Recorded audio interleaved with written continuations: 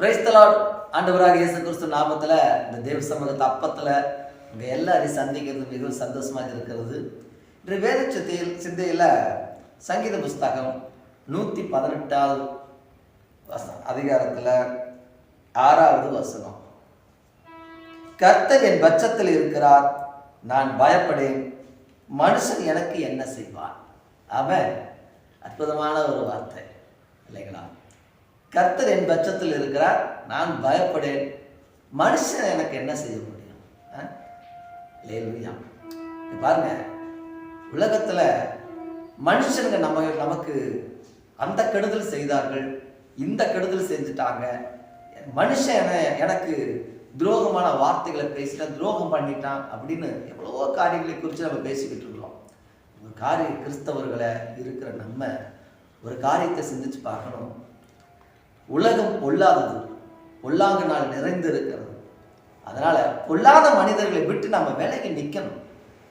அந்த தேவன் சொல்லுகிறார், நான் உன் பட்சத்தில் இருக்கிறேன், மனுஷன் என்ன செய்ய முடியும்? அருமையான சங்கீதக்காரன் எழுதுகிறான், தேவன் பட்சத்தில் இருந்தா ஒரு நன்மையும் குறைவுபடாதுங்க.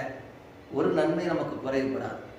நிறைவானதை கர்த்தர் நமக்கு தந்து நிறைவான ஒரு வாழ்க்கையை இந்த பூமியில நடத்தி கொண்டு வர கர்த்தர் கிரியை செய்வார். ஆமா, நம்ம மனுஷர்களை நம்புறதுனாலதான் தேவன் கிரியை செய்ய முடியாம போயிருது. நம்ம எல்லாரும் என்ன பண்ணிடுறோம்? மனுஷனை நம்பி ஓடிடுறோம். மனுஷன் நமக்கு அதை செய்திருவான், மனுஷன் நமக்கு நண்பன் இதை செய்வான், உற்றார் உறவினர்கள் செய்வாங்க, அவங்க செய்வாங்க, இவங்க செய்வாங்க அப்படின்னு மனுஷர்களை நம்ம பார்க்கிறோம். மறந்துருங்க, தேவனை பார்த்து அவர் முகத்தை தேடி அவர் நமக்கு எதையாவது செய்வார்னு அவர்கிட்ட நீங்க ஒத்தாசை வரும் பருவதற்கு நேராக கண்களை ஏறெடுத்து பாருங்க. நிச்சயமா கர்த்தர் உங்க பட்சத்துல இருந்து மிகப்பெரிய அதிசயங்களை செய்வாருங்க. ஆமா, நீங்க அவருக்கு பிரியமானதை செஞ்சு பாருங்க, அவர் உங்களுக்கு பிரியமானதை எல்லாம் செஞ்சு கொடுப்பார்.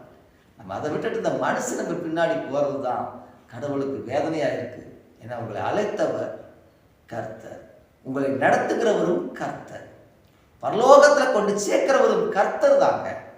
உங்கள் பாவத்துக்காக இயேசுநாதர் தான் மரிச்சார். உன்னை பரிசுத்தமாய் மாற்றப்படி அவர் 3வது உயிரோடு எழுந்தார். பரலோகத்துக்கு உங்களை கொண்டு சேர்க்க அவர் தாங்க மறுபடியும் வரப்போறார். ஆமா, அப்போ இத்தனை காரியங்களும் தேவன் செய்ய இருக்க எதற்கு மனுஷனை பார்த்துட்டு போகணும்? எதுக்கு மனுஷனை எதிர்பார்க்கணும்? எதுக்காக மனுஷன்கிட்ட தேடி ஓடணும்? இடத்துல ஒரு நாள் நான் ஜெபம் பண்ணி கொண்டிருந்த போது கர்த்தருக்கு வெளிப்படுத்தினார், மனுஷனை தேடி நீ போகாதப்பான். இல்லையா? அந்த நாள்ல இருந்து இந்நாள் வரைக்கும் எந்த மனுஷனை நாங்கள் தேடி போறதில்லை. தேவன் சொல்லுகிற இடங்களுக்கு மாத்திரம் போய் கொண்டிருக்கிறோம். தேவன் நம் பட்சத்தில் இருந்தார், மனுஷர்கள் நமக்கு ஒரு தீங்கும் செய்ய முடியாது. நமக்கு செய்யணும்னு நினைச்சா அது அவர்களுக்கே திரும்பி போகுமே தவிர நம்ம இடத்துல அது நெருங்காது. இல்லையா? அதனால தேவனிடத்தில் வெச்சமாக நீங்கள் ஆசீர்வதிக்கப்பட்டு இந்த வேலை உங்களுக்கு பிரியமா இருக்குன்னா